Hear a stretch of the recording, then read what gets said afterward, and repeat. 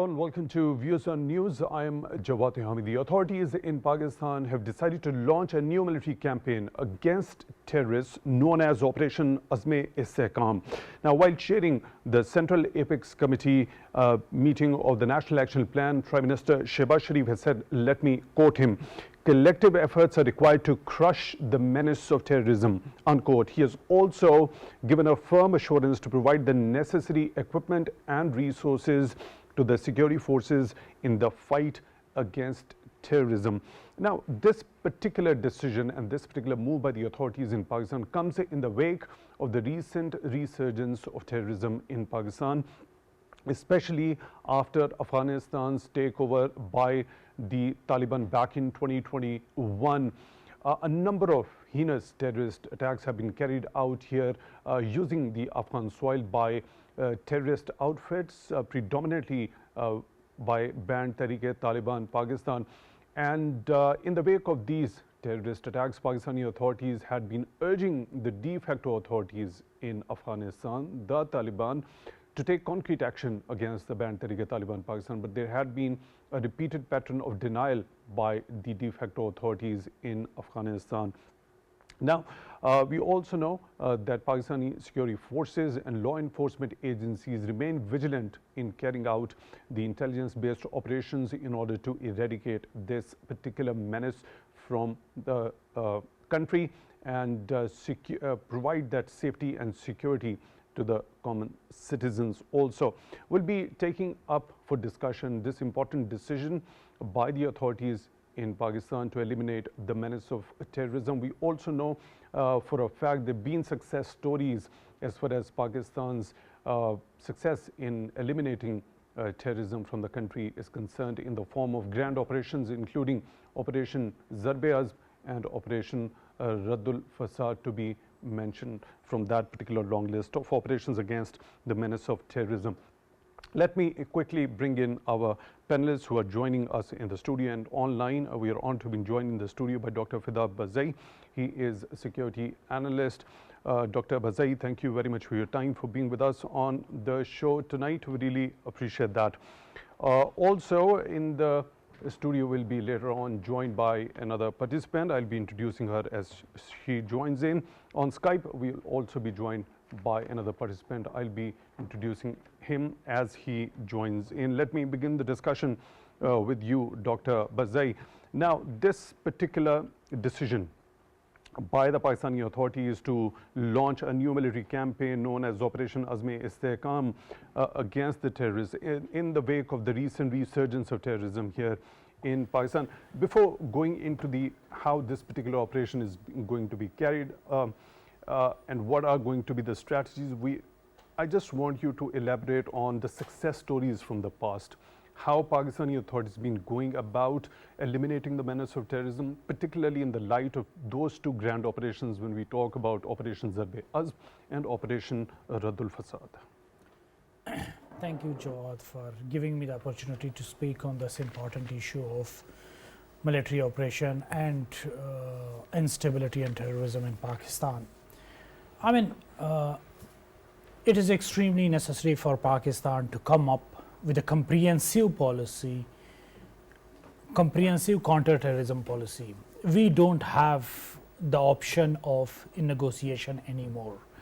As you have already mentioned that we are having far greater success when there is military operation. Of course, it is coming with its own cost, its own political cost and economic cost.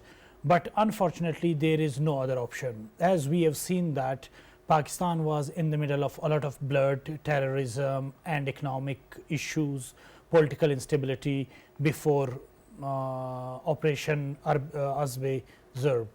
And there were, when there was no military operation in North Waziristan and South Waziristan.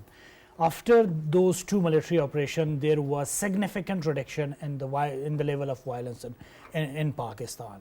So, if you are not eliminating those elements, if you are not enforcing state right, if you are not giving the impression that state is the only authority to legitimately use force, then it is encouraging all other actors to go on the same route of terrorism. As we have seen that if there is success of one terrorist organization, it is breeding terrorist organization in other part of the country. So, in case of Pakistan, if we see the success ratio of military operation is relatively greater than negotiation with terrorist organization. So, our story is clearly telling us that at least in our case negotiation does not work. There is not a single case in which we can see that we have integrated this terrorist organization through negotiation. Once they cross a particular line, then it becomes necessary to integrate them or eliminate them through use of force. So basically what does that depict about that mindset of that particular outfit or that particular group against which that particular operation has to be carried out? What does that depict? As you already mentioned, the success of an operation supersedes as compared to the chances of negotiations with that particular group of or a militant outfit. I mean, one of the elements that is primarily deciding the outcome of any negotiation, it is the element of power. This entire struggle is, they are not fighting for any ideology, they are not fighting for any cause, they are not fighting for any doctrine, they are coming with their own mindset, with their own style of living. If you don't agree with that, I mean, it is primarily about power. So, no matter how many compromises you make for bringing changes in your system, it will not be enough to satisfy them. We have already seen this case in 2009 when there was government of Awami National Party in KPK. They made a lot of effort to make a political deal with Tehrik-e-Taliban at that time, but even that effort did not succeed because it was not about the change they wanted, it is the power. They need power, and the power, this desire of power can only be met by power. Okay, so does this particular pattern actually run uniformly throughout all the groups or militant outfits which are present, or the government decides to go against? I'll come back to you, take your deeper understanding regarding that particular pattern. Is it prevalent throughout or all across the board? We are honored to have been joined in the studio by another participant, Dr. Shabana Fayyaz. She is security analyst. Dr. Shabana, thank you very much for taking time out for views on news tonight. We really appreciate that. Now, the government has decided to launch a new military campaign against terrorism, the menace of terrorism, in the wake of recent resurgence of terrorism in Pakistan, especially in the wake of Afghanistan's takeover by the Taliban. Let me ask you first about the success stories of the grand operations when we talk about Operation Azm and Operation Fasad. I think Pakistan has scored a lot of victories in the war against terror. That was not only the US war, it was our war as well. And at the same time, we also suffered a lot. We made a lot of casualties, we suffered, our families were dislocated, our infrastructure was destroyed, our economy suffered, and above all, the irritants across the border and within the country became very obvious. So, this is one thing. Success of the operation has always been there. We must also say that these are the kinetic measures, and even with the Sawat major operation, what happened was that after that the whole program of rehabilitation and de-radicalization was launched with the help of one community organization, rather overseen by the military, of course, Sabaun, and also other camps. So, these are quite successful model where you know the middle rank militants that were kept, the starters and hard ranks were given a separate place. So, this was a very process, and the same was tried in the Punjab and otherwise as well. But we also had a lot of hiccups.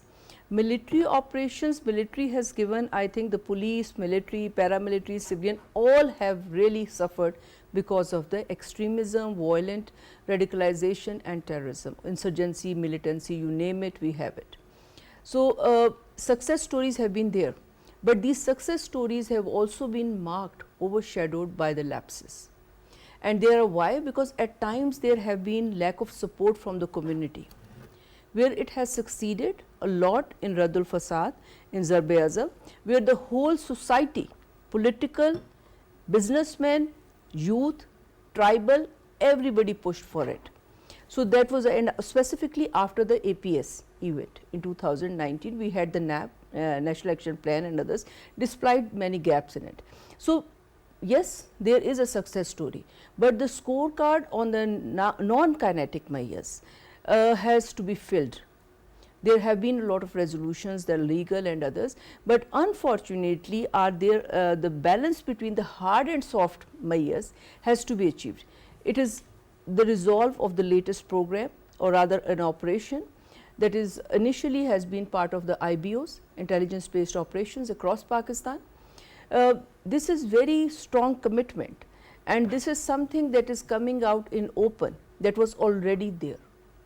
This is a moment of truth, because what has happened, you must remember, it has come in the wake of the visit, PM visit, high delegation visit to the China, previously initially followed by the attacks on the Chinese and the, you know, the you can say the not tensions really, but the concerns about the security of the CPEC. So, this is one thing that you have to, but even in this operation, you know, the one that is promised, the terrorism plus the counter extremism is mentioned. So, it is a clear understanding that even without you know, with the hard policy, you need to have a parallel soft policy. And I think this is a dilemma and a rather a challenge for all of us. Okay, so there was an earlier point made by Dr. Bazai as far as the success of military operations, the kinetic moves you already mentioned, has been more as compared to the negotiations being successful with such type of groups or outfits. So, do you agree with that point? If yes, what according to you could be the reasons for that? Why kinetic operations have been more success as far as compared to negotiations? You know, there is a mixed record. If you looked into the Miran Shah agreement that was concluded by the General Orakzai, who was became the you know, the governor of the NWFP at that time, he previously, you know, having an extensive experience, that was basically for resolving these issues. And then the Miran Shah agreement and many others. In case of Sawat, we had an agreement. What was lost was that somehow the spoilers didn't let it happen. We must not say that the peace cannot prevail through the talks in Pakistan. It can, but we must also say how to weed out the spoilers that cash on the vulnerabilities within, you know, our country. So, is it just because of the peace spoilers being there and not letting such type of peace process to succeed, or rather the very mindset that is intrinsic to such type of groups or militant outfits? Regarding the TTP, it is a mindset. Question is clear. As has been said by our colleague, the power matters. But in case of TTP, they are using the religion to get the power. And there have been negotiation in the earlier government, and there was the argument was very clear that you know that you come in, we will look into your cases, you abide. But they totally reversed it later on. They said that, you know, what we want is this area, that is the newly merged areas, to be backed into the FATA, and we want Islamic rule till Banu. So, that was that. So and then to return. I seek your part of the interjection just to add to your point also regarding this particular negotiation that happened during the tenure of PTI. Then there was a briefing by NECTA to the Senate Standing Committee on Interior regarding how TTP got emboldened after that negotiation phase. Yes, there was. So, that also shows the disconnect. The disconnect that clearly shows the disconnect between the thinking minds and practicing mind regarding our counter-terrorism policy. So, as far as militant outfits or the banned terrorist outfits such as TTP are concerned, so negotiation is totally out of question. I think at the moment, it should not be pursued. It should not be pursued at the moment. It should not be pursued. Yeah. So, does this mindset run throughout or all across the groups of such sort, Dr. Bazai? I mean, I believe that there is the need of a very comprehensive understanding of the situation. That if we are going for a military operation, why should we be going for a military operation? If we are going for a political dialogue, when should we be going, for what, at what expense, at what time? So, it is not that easy that we just decide it in terms of whether military operation or political negotiation. Definitely, it is a policy is always mix and match. You are using military operation, and there are a lot of negotiations are taking place even during that military operation. But there is the need of a clear policy of state that they should have a very clear red lines, that once those red lines are crossed, then it should not be engaging terrorist organization for political negotiations. I mean, our history, you take North Waziristan, you take South Waziristan, you take FATA, it is not working. So once you embolden that element, once they get courage from that element, once they become a partner to the state, it is very difficult to accommodate them without compromising with them on power sharing. If it is a state policy that there will not be any possibility of power sharing with the militant organization, then any negotiation would not be bringing any result, because militants are openly and clearly not fighting for a political and ideological cause. They are using that as a base, but their primary outcome, as we have seen, that power. So if you are not sharing power, so then you are totally on different track. Any negotiation would not be working. You are expecting them too much and you are offering them too little. So in that case, it is not your point is well taken. Let me bring another panelist on Skype. We are honored to be joined by Lt.Gen. retired Moin Haider, senior analyst. General Haider, thank you very much for your time, for being with us on Views on News tonight. Really appreciate that. Let's specifically talk about that commitment that was made by the Taliban before taking over Afghanistan in the form of the Doha peace deal. Then we saw a resurgence of terrorism here in Pakistan. Pakistani authorities repeatedly urging the de facto authorities in Afghanistan to fulfill that international obligation of not allowing the Afghan soil to be used for any terrorist activity. Had the Taliban taken a concrete action, particularly against the TTP, do you think there was a need of Pakistani authorities deciding to launch a new military campaign that has been decided a couple of days before in the form of Operation Azm-E-Istehkam?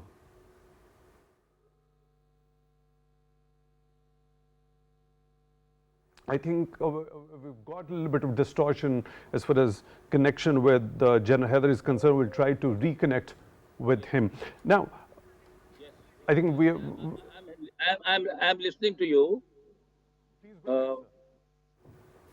We must understand now, by now, it should be quite clear to all our policy makers, to the public of Pakistan, that there can be actually no compromise with the TTP or the militant groups operating in Pakistan for their small vested interest.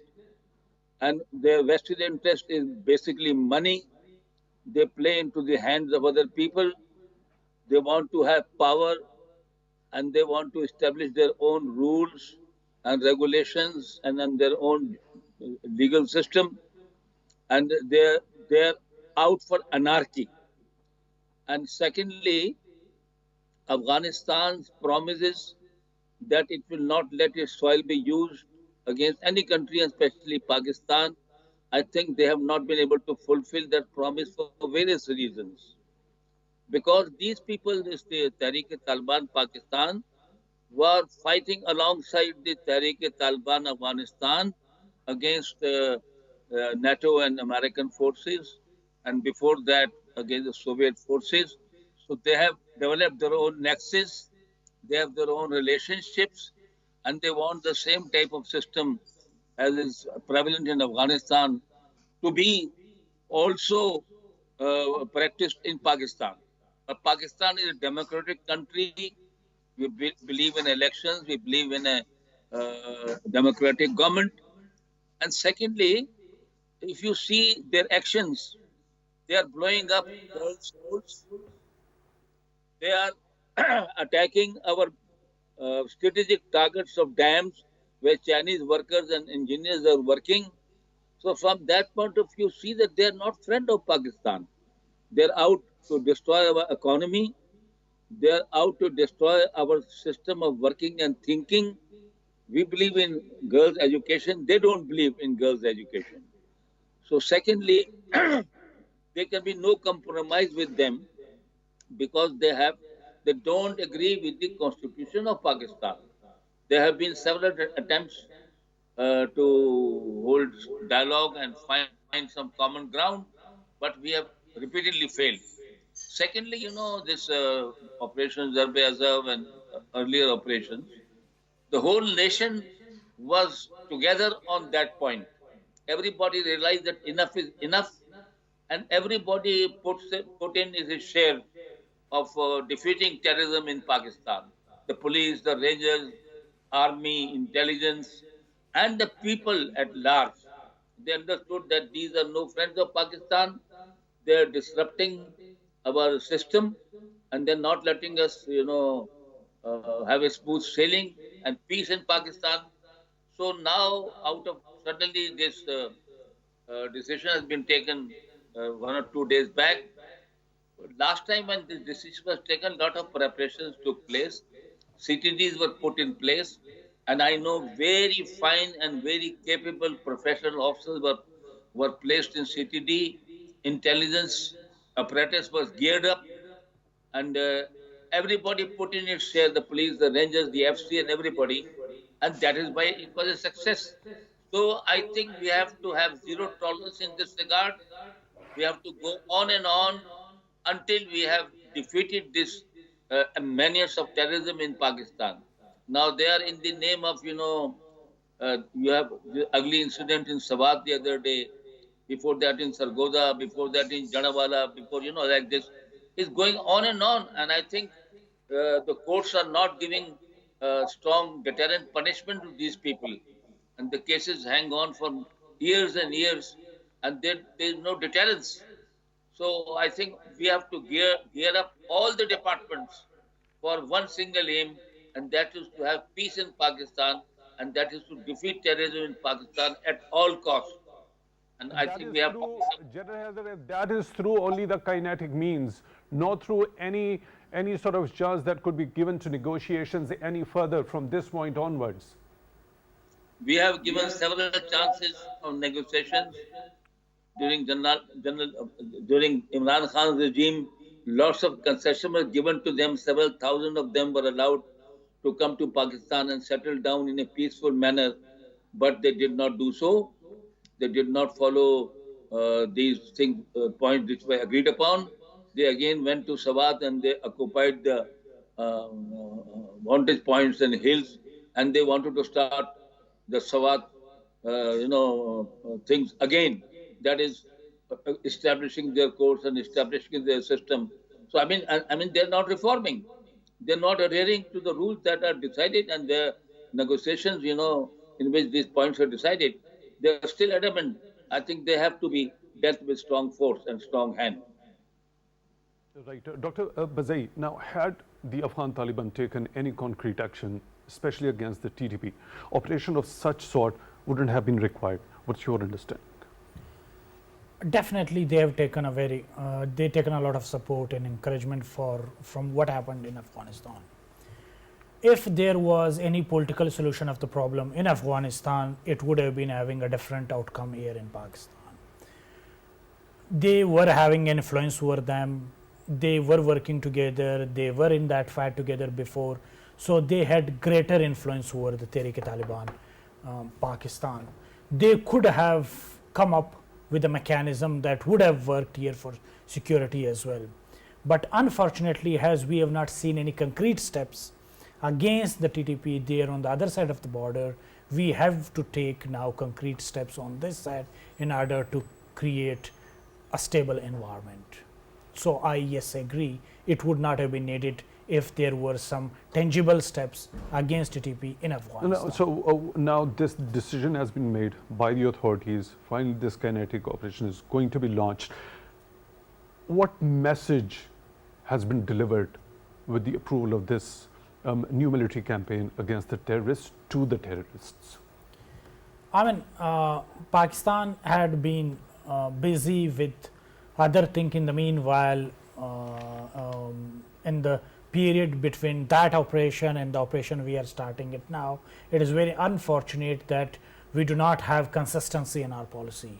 So if we had continuously followed over our successes in Swat, in North Waziristan, in South Waziristan, we would not have even arrived at this stage.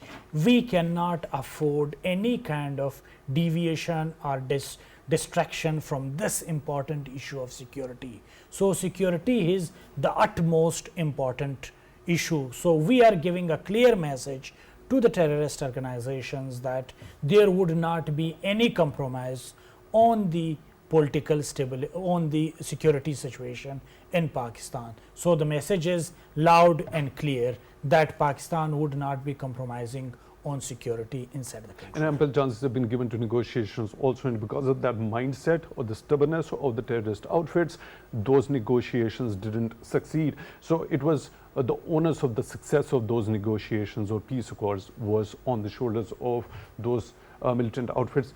General Haider has to leave a little earlier. Dr. Shabana, I'll come back to you later.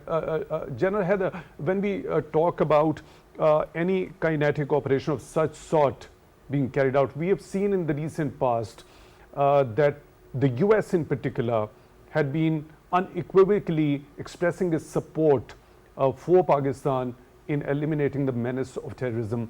Of course, such type of operations come with an economic cost also.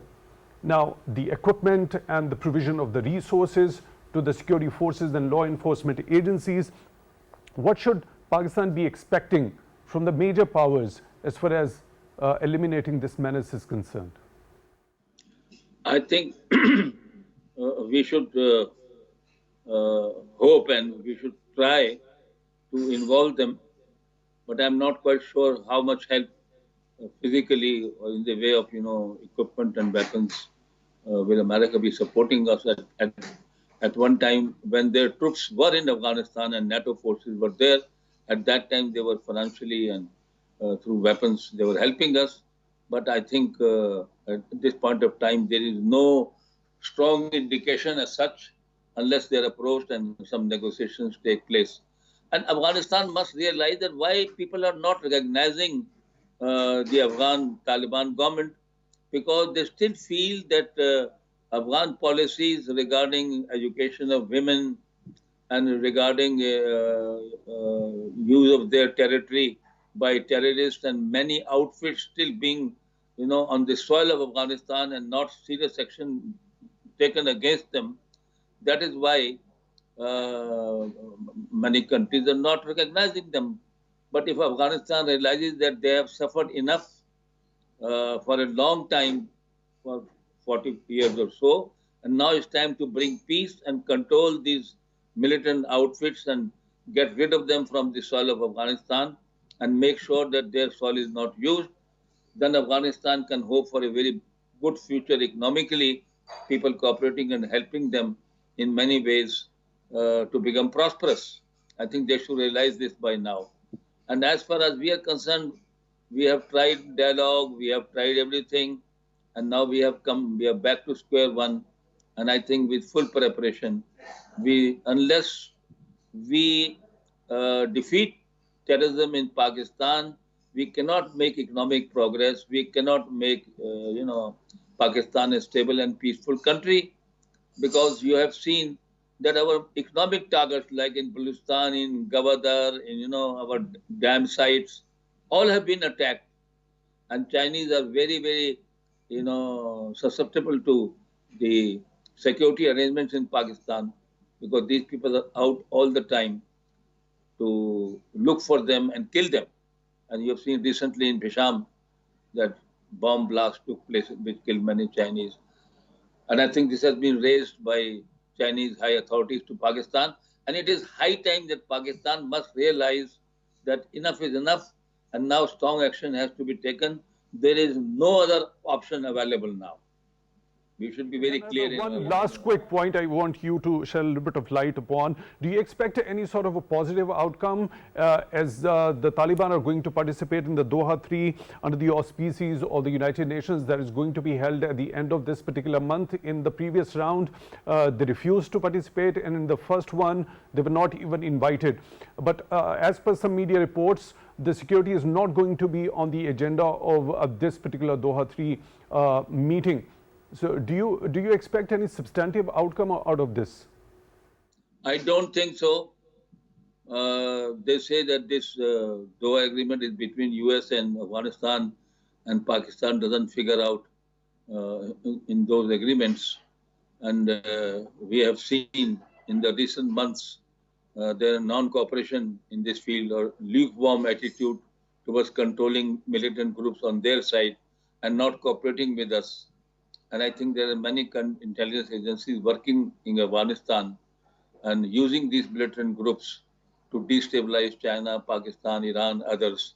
So I think the world should understand that they should come to our help so that this region becomes peaceful for the world to prosper, region to prosper.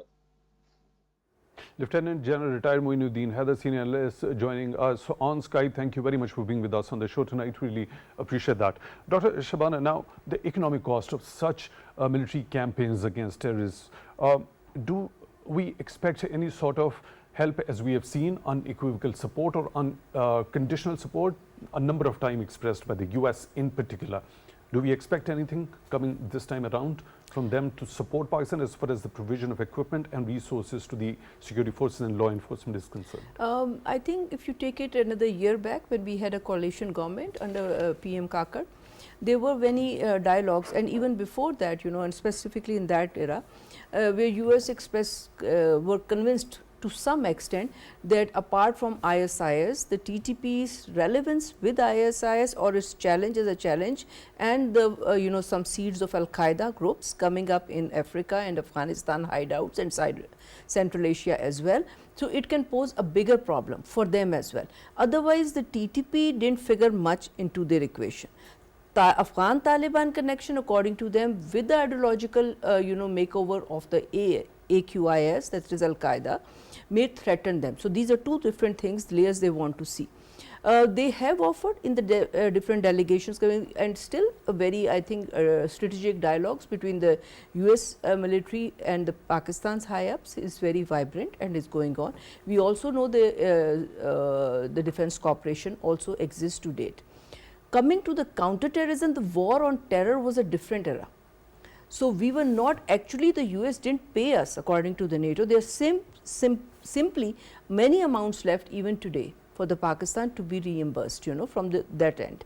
But still there was a lot of cooperation, there was a lot of sharing of information, there was a lot of sharing of intelligence reports and also the logistical supports in that vein.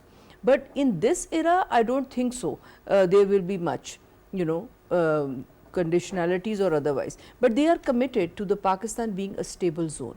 What I can see is that if Pakistan being its oldest and the best relationship with China, and Pakistan, I feel this operation, the backside is, we all know, the CPEC, economic security, our major relations with the China and the world at large, our very livelihood, the futuristic point of view, China may be willing to help us, because Chinese defense relations with Pakistan are very deep rooted and they are concerned about it. Why? Because it is also Pakistan, but beyond that as well. The whole BRI project, and they are also reaching out to Iran and other parts. So they don't want a destabilized, and they are in favor of the collective economic security of the world. So this is something I think they will come out with that. And with this, I think that Pakistan is not a country that will be dependent only on the outsiders' help to do these operations. I think our military, our forces, our civilians are well equipped and also very much resolved, committed to this operation. So this is not something of a mega operation. We have done more than that, on all the borders. So if you look into the counterterrorism history from the kinetic end, we have done a lot. The same is happening in case of Balochistan. You have the IBOs, you have the operations going on side by side. I am not saying that all are 100% success, but at the same time, I cannot say that we have not done much. Okay, so when we talk about vis-a-vis the United States help towards Pakistan as far as counterterrorism is concerned, as you already mentioned, the concern for the Americans remain to be Al-Qaeda and Islamic State, right? There have been multiple UN reports which point to the fact that there was an active collaboration going on between the Band Tehrik-e-Taliban Pakistan as well as the IS. So the exchange of the NATO caliber weapons also between the two.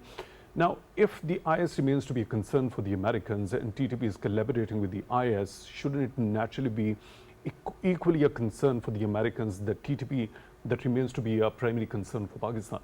And if Pakistan is going about launching a campaign against TTP, there must be some sort of assistance as far as that operation is concerned from the Americans. You know, I would like to point out here is that this operation should not be seen only against TTP. This is against IS, this is against many Balochi groups funded from outside. This is many other groups who are funded from our hostile neighborhood. This is many groups who thrive in the name of sectarianism. This is against the people who use religion to kill others, you know, our so called blasphemy sort of issues. So, this is a whole collective image we have to give this, and this is not something that it is yes, you are right, the TTP ranks have gone into ISIS. We must also need to understand that the TTP or any militant these days, violent, non-militant, they have become the mercenaries, and they one action is done on the behalf of others. So, what the BLA does in Balochistan may be doing on the behalf of IS, what IS does in here may be on the behalf of TTP. So, if you look into the collective matching up of results, you will be amazed it is TTP hires, but it is also the others who are working in different Ehrar and other groups that are working together. So, yes, if you want, but I think relying on US equation is not an answer to our problems. We have to sort our own house, and we are capable of doing it. Right. Dr. Bazai, what to expect from the major powers, both the US and China, as far as the success of BRI, the flagship project of it, the CPAC is concerned? As Madam has already said that we must not be externalizing the problem that to asking all major powers in terms of TTP, but what we need is diplomatic support. Diplomatic support and international support for the cause of counter-terrorism, as terrorism has become an international problem. As we have seen that there were recent attacks on Russia even that was claimed by IS. So, terrorism is today's our problem, it could become tomorrow anybody else's problem. It is internationally recognized problem that it does not respect any border, it does not respect any ideology, it does not respect any territory. It is easily expandable and expanding very fast. So, therefore, it must be projected in that way that terrorism is not only a Pakistan's problem. Yes, currently it is our security problem as long as TTP is concerned, but terrorism as all is a global phenomena where we must have this recognition and acknowledgement from international community that Pakistan has been playing an important role in order to counter the menace of terrorism in parts or in all. If we are targeting TTP, it means we are targeting part of the terrorism that could become all problem for the entire world community. Definitely we don't need their support. Could become a problem for the entire world community, especially when it is actively collaborating with the IS. That remains to be the prime concern for the Westerns. No? Yes, I mean their ideological lines are very close with IS, with Afghan Taliban, with Al-Qaeda. I mean it is just a matter of time for any member of TTP to change his mind. He does not need to change anything. They all belong to one color, one ideology, one school of thought. It is just upon the conducive environment. If the environment is conducive for them here, they become TTP. If it is conducive for them somewhere else, they become IS. So, it is just a change of territory. They don't need to do anything else. This ideology is all they are sharing that worldview, which is dangerous and important for the world to understand. Okay, so by keeping that particular dimension of getting that assistance from the major powers and not trying to externalize this particular problem, but yet it remains to be an international problem. Every major country should be concerned about it. What about the Afghan Taliban? How the international community can at this point in time impress upon the Afghan Taliban, or look, these are the militant outfits and the terrorist groups which are using the Afghan soil, they're actively collaborating among themselves and they're posing threat to the regional countries in particular, Pakistan and China in particular, and Pakistan being so forthcoming towards the Afghan people in general as far as their crises were concerned, advocating their case on the international level also. So, where does that responsibility of international community of impressing upon the Afghan Taliban to fulfill that international commitment remains? I mean, it is a very Afghan Taliban are today in very difficult situation. If they cannot fulfill the promise of non-interference in Pakistan, how they would be fulfilling any non-interference in any international country. So tomorrow, if any other terrorist organization that is residing in Afghanistan and start interfering in any other country, or start again planning some kind of event on the pattern of 9/11, how they would be controlling that organization then. So it is a question, a big question, over the credibility of the Afghan Taliban on the promise that it came into power, that it would not be allowing its soil to be used against any other 15th of August 2021, when they took over Kabul, and the kind of takeover they had at that particular time was dubbed as quote unquote the bloodless takeover of the presidential palace over there, without much resistance from the Afghan National Security Forces at that time, which were trained, of course, for 2 decades by the international troops. Now, with that particular takeover, until now, they haven't been able to fulfill that commitment they agreed to in the Doha Peace Accord. So naturally, it's not only the loss of the credibility, but also shouldn't the international community be thinking about some sort of alternative? If this particular group hasn't been able to fulfill that commitment since that time until now, what could be the alternative option? I mean, there is already, they are not getting recognition from any international community, and this could become a bigger issue now. And for the alternate, I mean, Afghanistan has always been, there could be a regime change, and if so, there is. That's exactly, but how could possibly be there a regime change with Afghan Taliban being there at the helm? I mean, one thing that. Or what are the possible options with the international community to have that regime change? Putting the boots on the ground again, I mean, with the international troops on the ground also? I mean, if we looking for anything, it will be indigenous that will be coming in Afghanistan. So is that definitely doable? Is that possible? Are there any broader contours of that which we can manifest? Of course, I mean, if there is any support for domestic groups, there are a lot of groups in Afghanistan that would be more than willing to be part of that program to bring regime change in Afghanistan, as there are many actors who are not happy with the political situation. So Dr. Shabana, your take, is it that easy at this point in time, if they have lost the credibility altogether since 2021, they haven't been able to fulfill any of the commitment, they're violating the women's rights, they're not fulfilling that obligation of not allowing any militant outfit to take the Afghan soil and use for terrorist activities, then how this regime change is possible at this point? You know, Afghanistan history is the regime change has always from the outsider has failed, as has been said. They have always been in a state of civil war, and those actors who have supported the civil war have somehow culminated in this success. We all know the Taliban fought a long war, but the Taliban had the support from the outside as well. So does the other factors. So this push is, I don't think so it's viable.